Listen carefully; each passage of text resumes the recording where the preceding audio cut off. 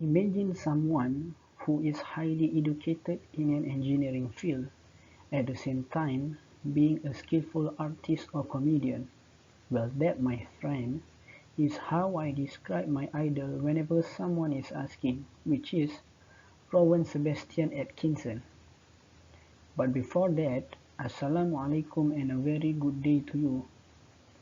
Let me start by saying just a few words about my own background.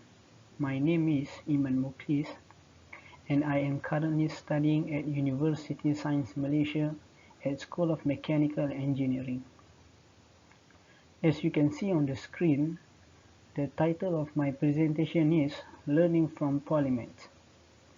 My talk is particularly relevant to those of you who are currently concentrating on a single field of knowledge and want to explore other areas of knowledge.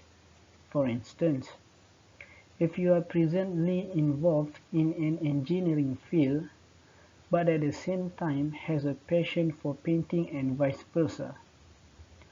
In total, I have divided my presentation into three main parts. First of all, I would like to talk about the criteria of polymaths. Secondly, I will relate polymaths with Malaysian education system. And thirdly, we'll see what we can learn from polymaths.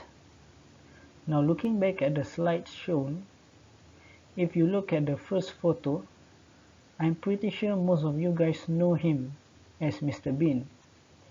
But his actual name is Rowan Sebastian Atkinson, and the second photo that shows a man with a full beard is Leonardo da Vinci. My fellow audience, do you know what these men have in common? Well, the answer is, those two men are considered as polymaths. So that is my first point of concern. What are the criteria of polymaths? Now you might be thinking in your head right now, what is polymath? Well, based on the latest Oxford Dictionary, polymath is defined as a person of wide knowledge or learning. In other words, a polymath is a person who knows a lot about a lot of subjects. So now you might be wondering, how these two men, Rowan Atkinson and Leonardo da Vinci, can be regarded as polymaths? Well, Rowan Atkinson has a master's degree in electrical engineering at Oxford, and at the same time is famously known for his comedy acting skill in sitcom Mr. Bean and his movie Johnny English. Now, how can studying electrical engineering and acting as Mr. Bean make him a polymath? Well, we look back at the definition, of course. A person who knows a lot about many subjects, which in this case, gaining a master's degree in electrical engineering and being famously known as comedy actor made him a polymath.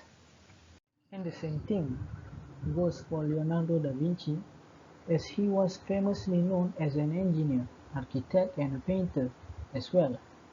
There are some examples of his past contribution to human history.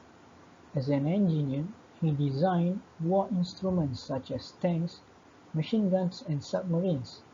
On the other hand, as a painter, the whole world knows his work of art, which is the painting of Mona Lisa. This means inventing some war machine and painting Mona Lisa made the world recognize him as polymath. This brings me to the end of my first point. Before I move on, I would like to recap the main points. First, the criteria of polymath is when a person knows a lot about a lot of subjects, just like Rowan Atkinson and Leonardo da Vinci. Let's now move on to second part. How can we relate polymath with Malaysian education system? Ministry of Education Malaysia has come out with the concept of National Education Philosophy, or in Malay is known as Falsafah Pendidikan Negara. The concept of National Education Philosophy stress out the importance of developing individuals in a holistic manner. In this case, Malaysian students aim to be balanced with intellectual, spiritual, emotional, and physical. Now, with those four aspects of life, if the students successfully master those four aspects, indirectly, students are on the right path to become well-rounded. On top of that, if we look at our Malaysian Certificate of Education or Sijil Pelajaran Malaysia SPM, haven't we realized that subjects that we take mainly consist of different areas of knowledge? For instance, even myself, when I was taking SPM, I had to take other field of subjects as well that had almost nothing to do with engineering, such as history class, physical education, and Islamic teaching, even though I know that I wanted to pursue engineering in my degree. And I'm really proud of myself for knowing vast area of knowledge as it shapes me to become well-rounded. Becoming well-rounded is the first step in achieving potential as polymath. The only difference is that a polymath has the highest level of mastery in each field of knowledge that they get into, while a well-rounded person, to some extent, has not reached yet the level of mastery in the area that they get into compared to polymath. However, over the time, with the right amount of effort, a well-rounded person can eventually achieve the level of polymath by increasing their mastery level in each of the fields that they get into. So much for point 2. Let me briefly summarize the main context for point 2. Our Malaysian education system is shaping the student to become well-rounded through the concept of National Education Philosophy and Malaysian Certificate of Education or SPM, and with some extra efforts for a mastery level in the various fields of subjects, eventually students can achieve the level of polymath. Let's now move on to the last part, which brings us to the question, what can we learn from polymath? And the answer to that question is quite simple. We should explore other areas of knowledge to make us more well-rounded. I can relate this thing with my decision, as right now I am taking a painting class for my elective subjects.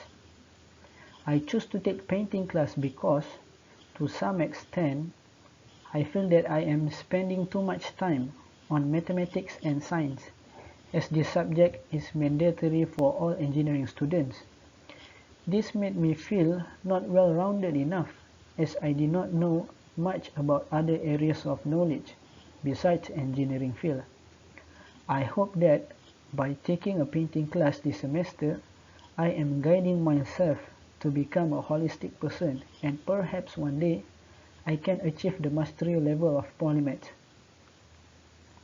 Although that I might not be able to achieve the mastery level of polymath, but becoming a well-rounded is the first step to bring me closer to polymath. That's all I wanted to say about my third part. I would like to summarize what I have said so far. As an engineering student, we should encourage ourselves to explore other branches of knowledge that may not even have anything related to engineering, so that we can follow the footsteps of polymaths, thus unlocking our full potential. My fellow audience, what conclusion can we draw from this? Well then, to conclude, I highly encourage my fellow audience to explore the various fields of knowledge so that we can become more well-rounded and embrace the concept of polymath. I think that is it. I appreciate your attention. If you have any questions, please drop a comment below and I would be pleased to answer them. Thank you.